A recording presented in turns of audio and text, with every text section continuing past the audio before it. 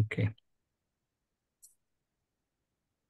Hare Krishna, good morning. This morning we will read from Srimad Bhagavatam, first canto, chapter 8, the famous prayers of Queen Kunti. And we discussed already the first verse, this is the second verse of the prayers of Queen Kunti. And Srila Prabhupada gave many lectures on it and is referring to this verse many times further on in the Bhagavatam and in many lectures. Om Namo Bhagavate Vasudevaya. Om Namo Bhagavate Vasudevaya. Om Namo Bhagavate Vasudevaya. Narayanam Namaskrityam Naram Chaiva Narottanam Devim Saraswatim Vyasam Tato Jamudirayat Nastabhayeshiya Bhatresu Nityam Bhagavata Sevya Bhagavate Uttamastoke Bhakti Bhavati Naistike. So, Maya-JAVANIKA Chanam Ahyaduksayam Apyayam Na Laksyaze Mudadrisa Nato Natyadaro Yata. The translation.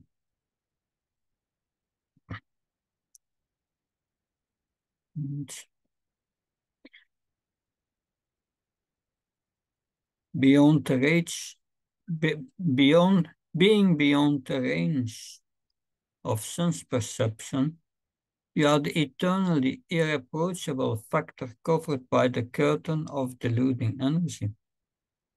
You are invisible to the foolish observer, exactly as an actor dressed as a player is not recognized.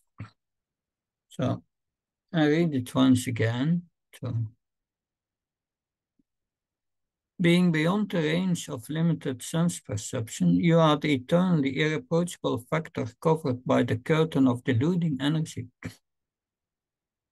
You are invisible to the foolish observer, exactly as an actor dressed as a player is not recognized. Purport. In the Bhagavad Gita, Lord Krishna affirms that less intelligent persons mistake him to be an ordinary man like us, and thus they deride him. The same is confirmed herein by Queen Kunti. The less intelligent persons are those who rebel against the authority of the Lord. Such persons are known as asuras. The asuras cannot recognize the Lord's authority. When the Lord himself appears amongst us as Ram, Nrsimha, Varaha, or in his original form as Krishna, he performs many wonderful acts which are humanly impossible. As we shall find in the 10th canto of this great literature, Lord Sri Krishna exhibited his humanly impossible activities even from the days of his lying on the lap of his mother. He killed the Utana, which, although she smeared her breast with poison just to kill the Lord sucked her breast like a natural baby, and he sucked out her very life also. Similarly, he lifted Govardhan Hill just as a boy picks up a fox umbrella and stood several days continuously just to give protection to the residents of Vrindavan. These are some of the superhuman activities of the Lord described in the authoritative Vedic literature like the Puranas, Itihasas, histories, and Upanishads. He has delivered wonderful instructions in the shape of Bhagavad Gita, He has shown marvelous capacities as a hero, as a householder, as a teacher, as an announcer. He is accepted as the Supreme Personality of Godhead by such authoritative personalities as Vyas, Devala, Ashita, Narad, Madhva, Sankara, Ramanuja, Sri Chaitanya Mahaprabhu, Jiva Goswami, Vishwanath Chakravarti, Bhaktisiddhanta Sarasvati, and all other authorities in the line. He himself has declared as much in many places of the authentic literature. And yet, there is a class of men with demoniac mentality who are always reluctant to accept the Lord as the supreme absolute truth. This is partially due to their poor fund of knowledge, and partially due to their stubborn obstinacy, which result from various misdeeds in the past and present. Such persons could not recognize Lord Sri Krishna even when he was present before them. Another difficulty is that those who depend more on their imperfect senses cannot realize him as the Supreme Lord. The Supreme Person, but such persons are like the modern scientists. They want to know everything by their experimental knowledge. But it is not possible to know the Supreme Person by imperfect experimental knowledge. All our senses are imperfect. We claim to observe everything and anything, but we must admit that we can observe things under certain material conditions only, which are also beyond our control. The Lord is beyond the observation of sense perception. We couldn't accept this deficiency of the conditioned soul, especially of the woman class, who are less intelligent. For less intelligent men, there must be such things as temples, mosques, or churches, so that they may begin to recognize the authority of the Lord and hear about him from authorities in such holy places. For less intelligent men, this beginning of spiritual life is essential, and only foolish men decry the establishment of such places of worship, which are required to raise the standard of spiritual attributes for the mass of people. For less intelligent persons, bowing down before the authority of the Lord, as generally done in the temples, mosques, or churches, is as beneficial as it is for the advanced devotees to meditate on him by active service. Read the verse again. MAYA-JAVANIKA chanam akhyadoksham avyam nalakshyase mudatrissa nato natyadaro yata. Being beyond the range of limited sense perception, you are the eternally irreproachable factor covered by the curtain of deluding energy. You are invisible to the foolish observer, exactly as an actor dressed as a player is not recognized. Om Jnanatimandasya Jananjana Shanti Chakshurmilitam Yena Tasmai Shigave Namah Chichitayamanopistam Staptam Yena Bhutale Svamrat Kadamyam Dadati Svaparantikam Vandeham Shiyuda Padakamanam Shirum Vaishnavam Sha Shirupam Jagasatam Saganaragnatam Vitam Tam Sativam Sadvaitam Savdutam Parjan Saitam Shri Krishna Chaitanya Devam Shri Radha Krishna Padan Saganalita Shivishakam Vitam Sam He Krishna Karuna Sindhu Dino Bandhu Tyatpate Gopesha Gopkakanta Radhakant Namastate Tapta Kansana Gauranga Devin Lavaneshwari Vishvani Siddha Devi Pranamama Haripriye Panchakalpa Vishal Kripa Sinve Vishal Padnam Pavani Bhyo Vaishnavyo Namo. Jaya Sri Krishna Chaitanya Prabhu Nityananda Shri Advaita Gadadha Shiva Santi Gaura Bhaktivinoda. Hare Krishna Krishna Krishna Hare Hare Hare Rama Rama Rama Hare. Namo Vishnu Padaya Krishna Krishna Bhutaya Srimati Bhaktivedanta Swami Namo. Namaste Saraswati Devi Gaurvani Prasarini Nirvishesha Sunyavadi Paskatyaya Desotarini. So here, Lord, here, Queen Kunti, she says to Krishna, you are covered by a curtain. And Javanika means curtain. And she says, MAYA-JAVANIKA. It's a curtain of deluding energy. That means we require knowledge to find Krishna. To find Krishna inside and outside. Krishna is inside our heart and he's also outside. Because otherwise, how can the cosmic manifestation go on? He's everywhere. But everyone is bewildered and cannot see that. And it's mentioned in the Sri Upanishad, the last verses, spiritual seeker prays to the Lord, please, you remove your glaring effulgence.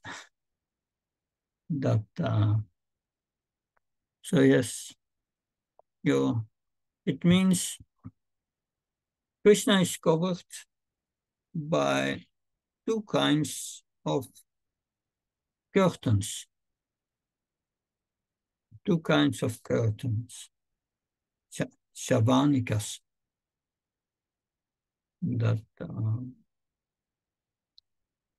So the first is the material energy. The material energy, we are deluded by the material energy. And therefore, we cannot see Krishna, we cannot see ourselves. But even if you come beyond the material energy, you have also the effulgence of the Brahma Jyoti, the Brahman effulgence. That's another covering. That the first covering you can transcend by getting liberation from the material energy. Then you are beyond. But then still you can't see the Supreme Lord. Then you have to go further and go to the Brahma Jyoti. Then you must become a devotee of Krishna and learn to love Krishna. And by that devotion, you will be able to see the Lord. Krishna says that also in Bhagavad Gita, Bhakti Amam Vijanti Avyasa Smitata. I can only be known by devotion. And devotion, brings us beyond these two deluding energies. So Krishna, Bhagavad Gita Krishna says, I'm the greatest cheater amongst those who are cheating. So he can delude everyone. And he's deluding everyone. Only his pure devotees are free from this delusion. So we have seen in the Prabhupada, Srila Prabhupada speaks about that Bhutan was Rakshasi, and she took the beautiful form of a woman. And By Yoga Maya, this spiritual delusion, everyone in Vrindavan was bewildered that everyone was bewildered. I was thinking, this is a very beautiful woman, and she came inside the house of Malayasodhananda Maharaj and went to the quarters where Krishna was lying. And everyone was bewildered and said, and let her come in. and her purpose was to kill Krishna by breastfeeding him with a breast full of halala poison, a very poisonous substance meant to kill Krishna. And Krishna accepted her motherly love. And he didn't consider her intention to kill him. But when he sucked her breast, he sucked out also life air. And by that, she left her body. And her big body of Rakshasi became immediately again manifested. And Krishna is all good, and he gave her the position as a nurse in the spiritual world, not just in personal liberation, because she wanted to render service to him. Anyway, there are different stories around it, about it. There's a whole background. Because in her previous life, Bhutan was the wife of Bali Maharaj. And when Vamandev took with 3 steps of all the,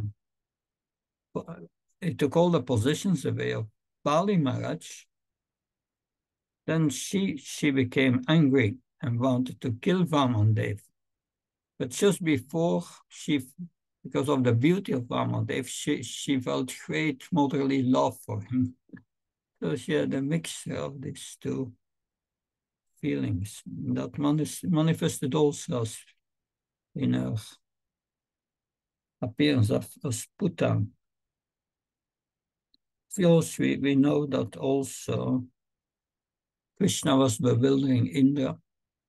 Indra was thinking this Krishna is a coward boy, nothing special. And he became angry with Krishna. But then later he understood that this coward boy, Krishna, is my Lord. That the same happened with Brahma, the Brahma Mohan Lila. When Brahma tried to test the coward boys, to test Krishna by taking the coward boys away, but Krishna expanded him again in all the coward boys, and they were still there. So Brahma became bewildered. So this is this Yoga Maya, Krishna's bewildering energy. And that Yoga Maya is presented by many. Yoga Maya is presented as Subhadra. We have Jagannath, Baladev, is Krishna and Balaram, and their sister Subhadra. Subhadra is Yoga Maya. And Yoga Maya, because Yoga Maya was transferred from Vrindavan to the prison of Kamsa by Vasudev. And then when the morning was there, Kamsa heard that a child was born, the child to kill him. So he went down and then he found out that it was a girl.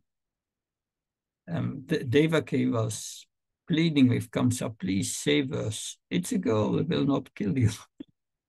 But he took the girl by the feet and wanted to smash it with his hands against the wall. And at that moment that he touched the Yoga Maya, she appeared before him as Durga with many, many arms. And then Kamsa cooled down immediately. He became full of awe and reverence before Durga. So that's Subhadra. But like in Vrindavan, you have also Yoga Maya. Yoga Maya there is presented by Purnamasi. Many stories about Purnamasa also. That one of the stories is that once Krishna was with Radharani in a room in Sanket, and then, of course, in the same house is Shatila living, and Kotila, her sister. But then, at a certain moment,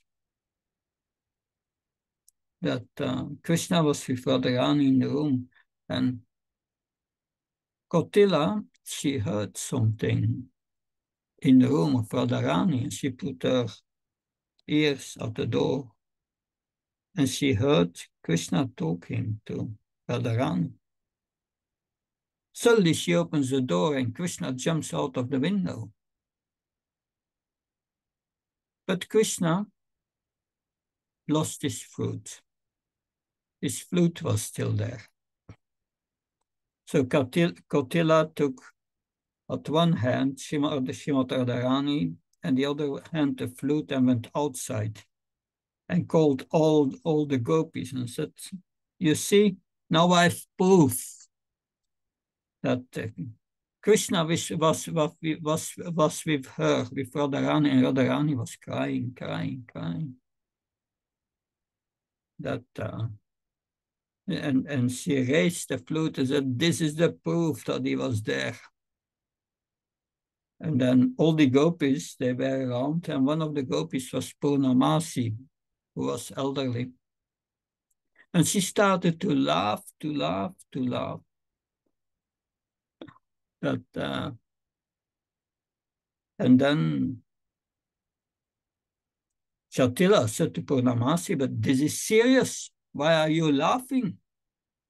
And Purnamasi said, "Don't you know? Yesterday it rained flutes all over Vrindavan." And she took the hand of Kotila, went in the room of Chatila, and they found 3 flutes in a room. And then they went in the room of Chatila and found Kotila, and they found 2 flutes. Anyway, there are many stories in the scriptures about Purnamasi. But in this verse, Queen Kunti said, yes, you are invisible like a foolish observer, like an actor. And the actor that is as an actor dressed as a player is not recognized.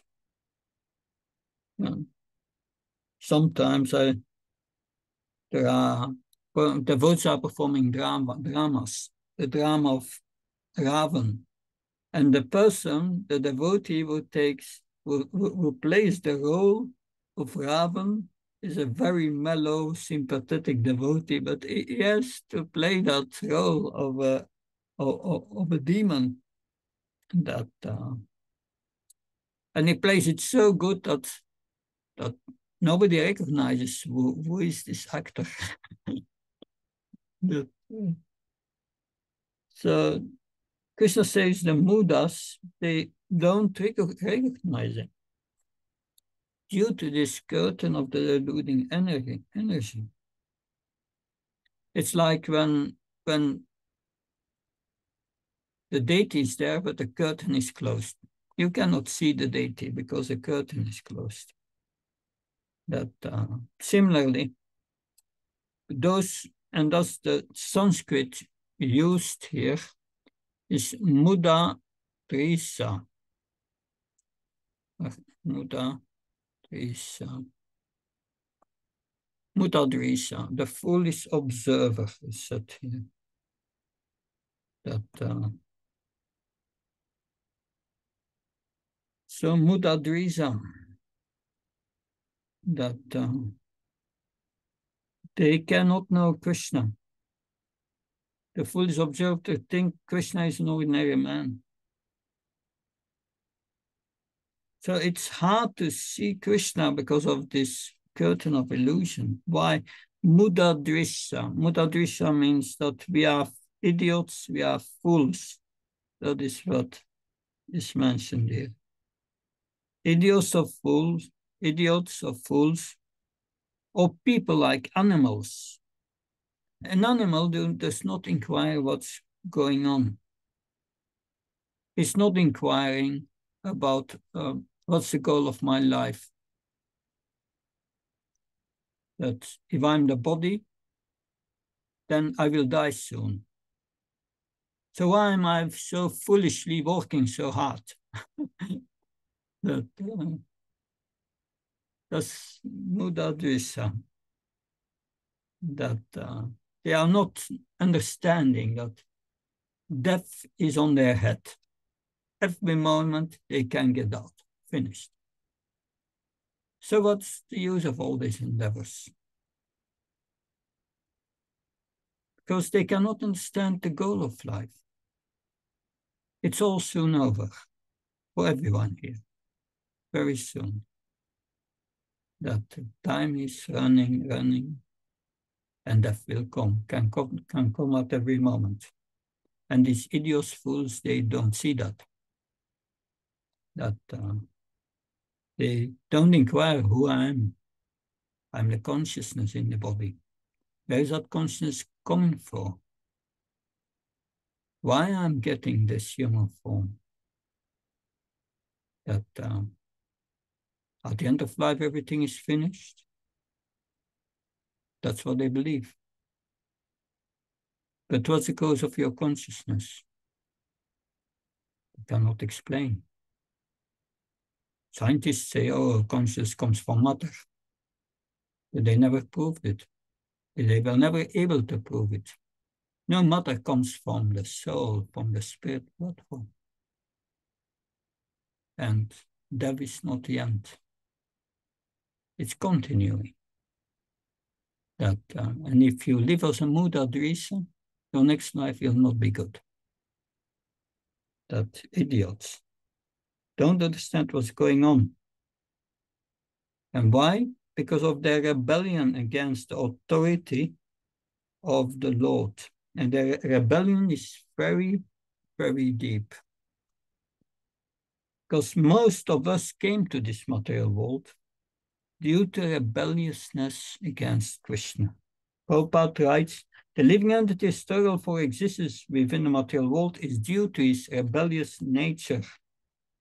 Constitutionally, we are part and parcels of Krishna. Krishna says in Bhagavad Gita 15:7, Mamaivam Shoshipelke Shiva Bhutasnat Namana Sastrinindayani Pragatistani Kasati. The living entity in this world, Krishna says, are fragmental parts, eternal parts of me. But due to conditioned life, they are struggling very hard with the six senses. The six senses. That's a problem. We become the servant of them. That and the six senses includes the mind.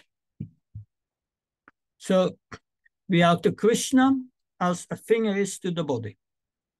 The finger is part of the body, and when connected to the body, it functions nicely, serving the needs of the whole body, being nourished by the body. But if the finger is severed from the body, it can no longer function and quickly decomposes. Similarly, we are part and parcel of Krishna, and our lives are meant to be connected with Krishna in service.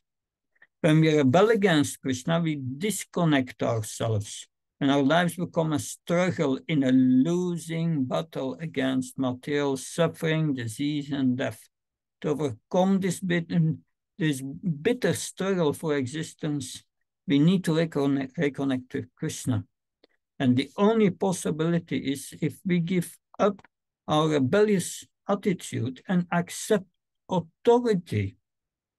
In practical terms, means accepting the authority of Krishna, accepting the authority of the representatives of Krishna, Guru, Sadhu, and Shastra. Guru is the spiritual master, Shastra is the devotees. The Shastra means scriptures, and Sadhu the devotees. And then scriptures are directly spoken by the Lord, like Bhagavad Gita, spoken by pure devotees about the Srimad Bhagavatam. So in Bhagavad Gita, chapter 16, Krishna draws a clear line between people with divine nature and people with a demoniac nature based on their acceptance of scriptural authority. He concludes the chapters. Ye shastra vidamuchicha vartate kamakarada nasasitam avapnoti naskamna param gatim. He who discards scriptural injunctions and acts according to his own whims attains neither perfection nor happiness, nor the supreme destination, Krishna says. Tashma shastram prananam te karyaka vyapastita jnana shastra vidanuktam karma kartum iharasi. Therefore, one must understand what is one's duty and what not by studying the scriptures. If you know the rules and regulations, you can elevate yourself spiritually. But yes, the Muddadrisa, he rebels against the authority of the Lord. Most atheists think they are good people. But if we have pride, I'm right. How can you even suggest that I'm wrong? That's the quality of the asuras. Rebellion against the authority of the Lord. That is one reason why the curtain is closed. Another reason is we have a pure fund of knowledge. We need knowledge. You can't love him if you don't know him. And you can't see him if you don't love him. The reason we have known, why don't we have knowledge? Because we are not hearing from Srimad Bhagavatam, we are not hearing from Bhagavad Gita and from saintly devotees. And we are sinful, we are breaking four regulative principles. Ajamil saw the Vishnudutas because he had no offense in his chanting. And then he had the association of the Vishnudutas. He became saintly and he started the process of bhakti. If we break the four regulative principles, what does it do in our character? It creates stubborn obstinacy. It makes it difficult to surrender. So the Lord is not perceivable with our human tools as words. He reveals himself to those who surrender unto him. He's present everywhere, so he can reveal himself to anyone. There was this poor Brahmin. This poor Brahmin, he was somewhere in India and he was attending a lecture of a sadhu who said that you can work, if you are very poor, you don't have anything, still you can worship the Lord in your mind. So after hearing that, the very poor Brahmin started every day to go to the Ganges, meditating there. He was meditating every day that he was cooking sweet rice for the Lord in his mind. And he was washing the rice and that mixing it with molasses, and then he was heating it in a golden pot in his mind. He did so every day. And one day he did his meditation and was cooking this sweet rice in his mind. And he wanted to offer it, but he was thinking. He was not sure whether, because sweet rice to offer, it's only offered when it's cold. When it's nice cold, it's very tasty. So he wanted to be sure that it was cold, and in his meditation, he was with his finger going into the pot to see if it was already cooled. But when he put his finger in it, his finger burned. And then his meditation broke, and he saw that really his finger was burnt. And at that moment, Lord Narayan in Vaikuntha was smiling. And Mother Lakshmi asked Lord Narayan, said, please tell me, why are you smiling? And then Lord Narayan told him the story of this Brahmin who was meditating and burnt his finger. And then Lord Narayan decided to send a Vaikuntha airplane and to bring this Brahmin to Vaikuntha. There's also, so he could see Krishna without curtain. Also, there was this illiterate Brahmin in South India. When Lord Chaitanya was doing his touring in South India, at a certain moment he came to a temple, and there a Brahmin was sitting with Bhagavad Gita before him and was reciting Bhagavad Gita, but practically all the verses were wrong. And the Pandits and the ordinary people knew, oh, this Brahmin is trying to recite Bhagavad Gita, but he's illiterate, he cannot read. And they were joking with him, oh, Pandit, and so on. But then Lord Chaitanya observed him, and he saw there came tears out of his eyes. And Lord Chaitanya went to him and said, how is it? You are chanting all these verses, but they are wrong mostly. But I see there are tears coming from your eyes. Well, the Brahmin said, what can I do? My spiritual master had asked me to recite every day all the verses of Bhagavad Gita. But I'm illiterate, I cannot. So I'm trying my best. But when I see the picture on the Bhagavad Gita of Krishna on the chariot with Arjuna, then these tears come out of my eyes because of the love Krishna gives to his devotee Arjuna. And Lord Chaitanya embraced him and said, you have understood Bhagavad Gita, that he also could see the Lord.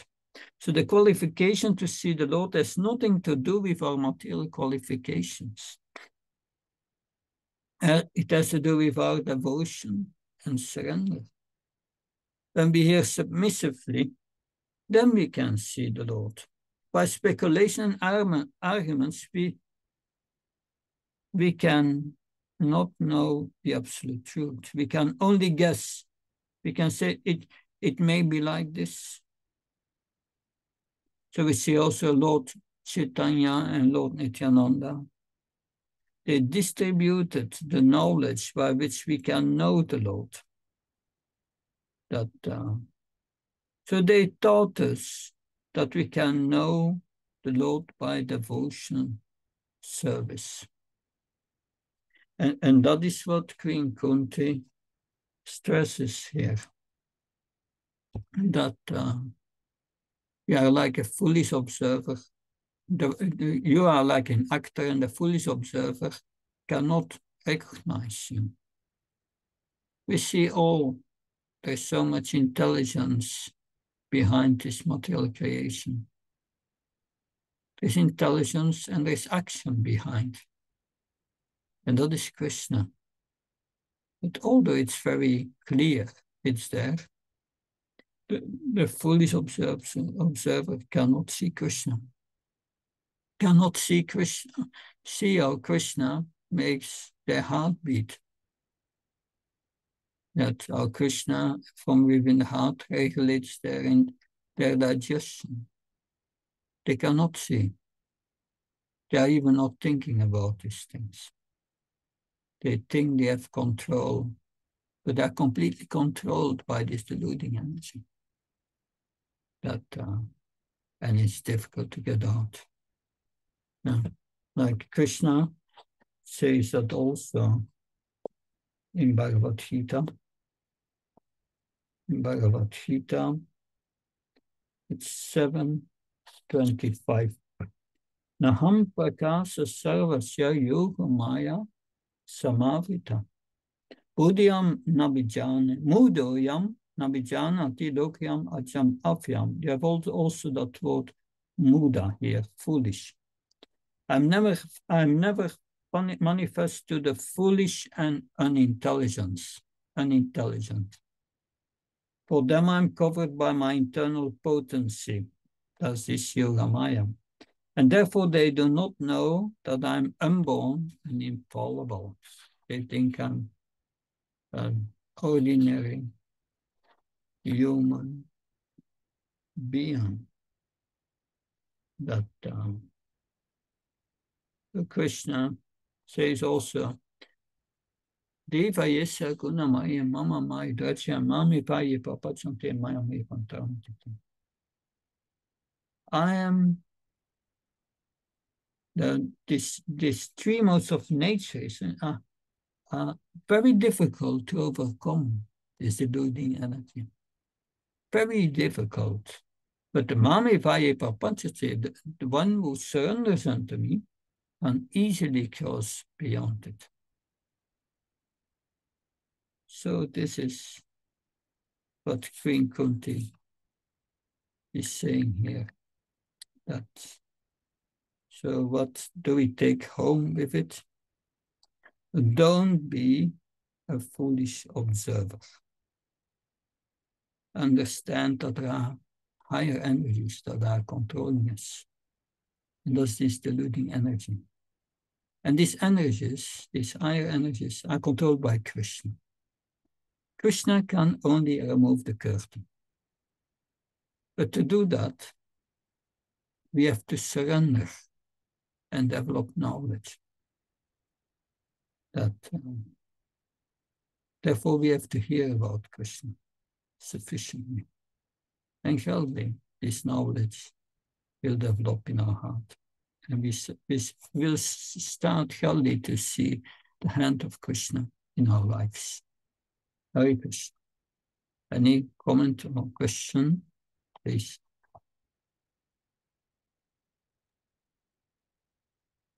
Hare Krishna.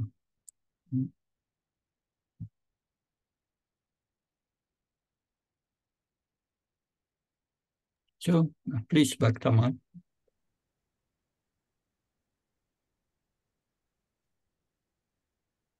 Hare Krishna.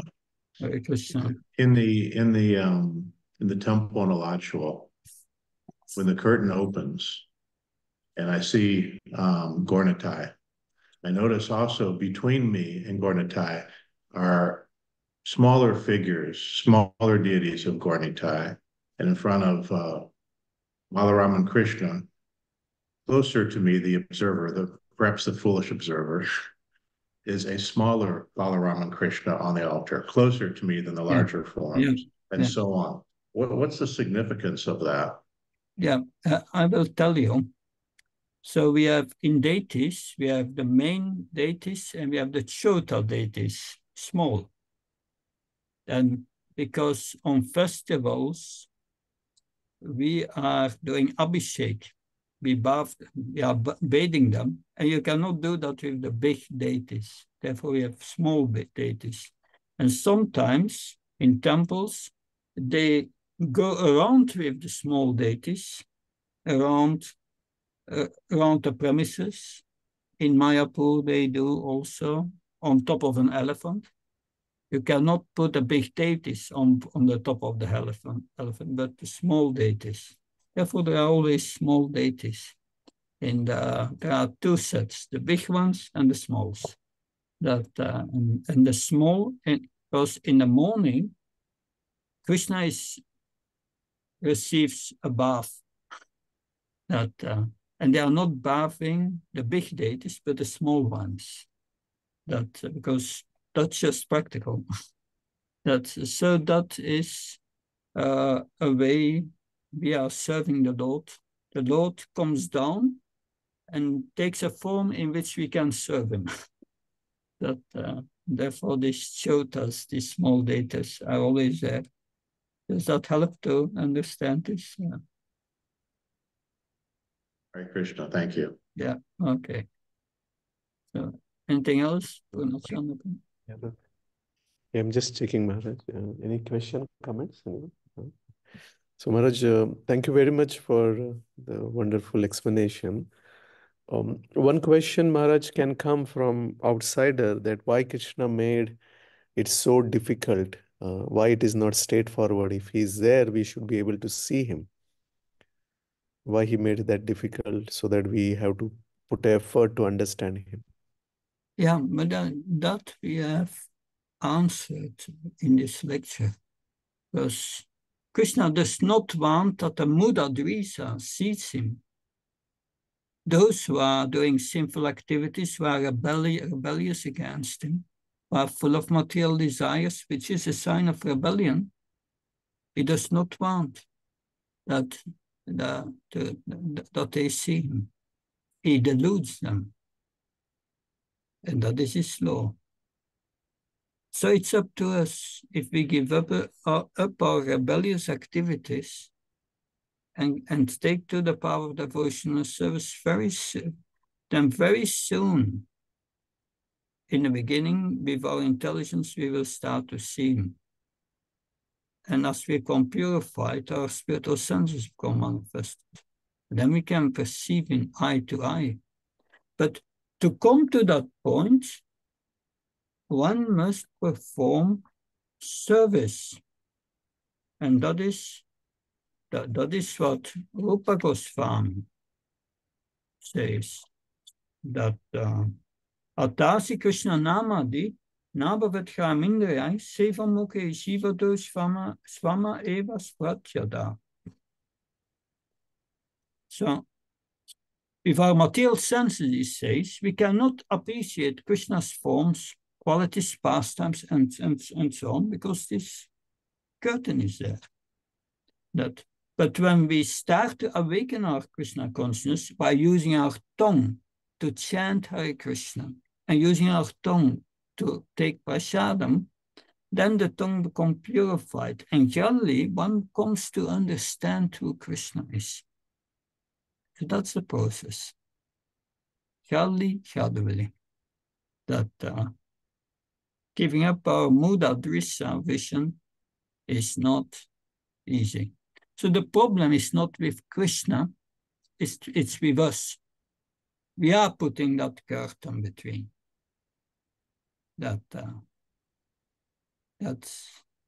It's like, yeah, when the sun is there are clouds. You cannot see the sun. And these clouds are anarthas. Anarthas means rebellions against Krishna. I want sense gratification. I don't want to serve Krishna's senses, no, my senses of my body. That's Muda Drisha. As long as we don't give that up, then whether it's difficult or easy, it lies at our side.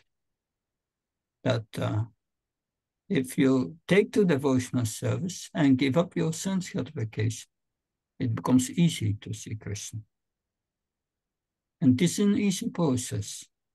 always hearing about Krishna, chanting about Krishna, taking prasadam, dancing in the kirtan.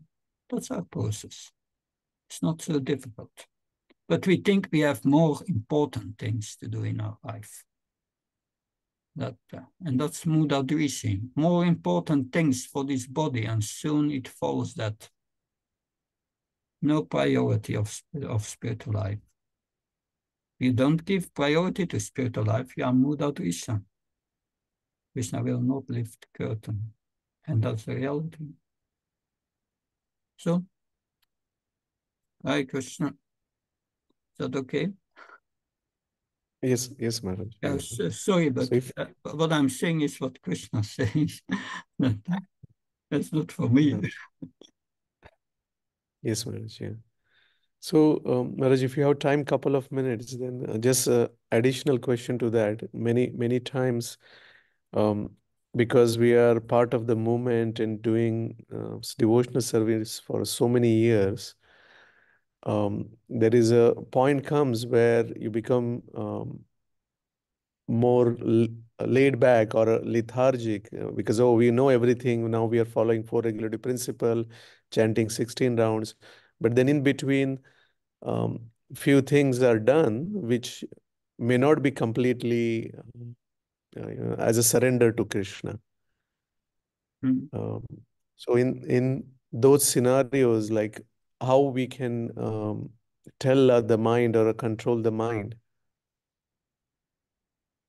Yeah, you have to see that sometimes the mind wants to do something else, but you have to be expert to engage the mind in things that are Krishna conscious. I need sometimes to make a walk and so on, but I'm doing a japa walk.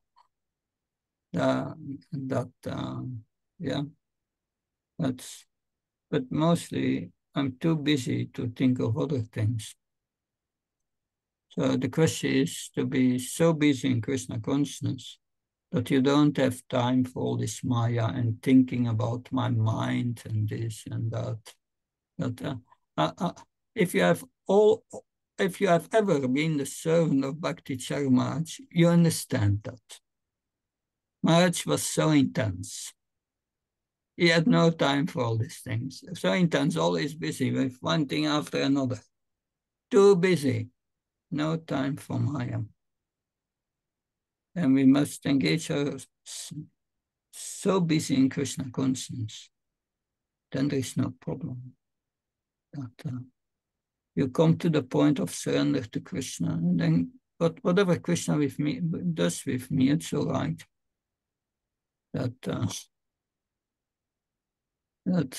There's no worries anymore. That Krishna will take care of me. Whatever happens with Krishna's mercy. You have to come to that point. It's a process. But always busy engaged in Krishna conscious activities.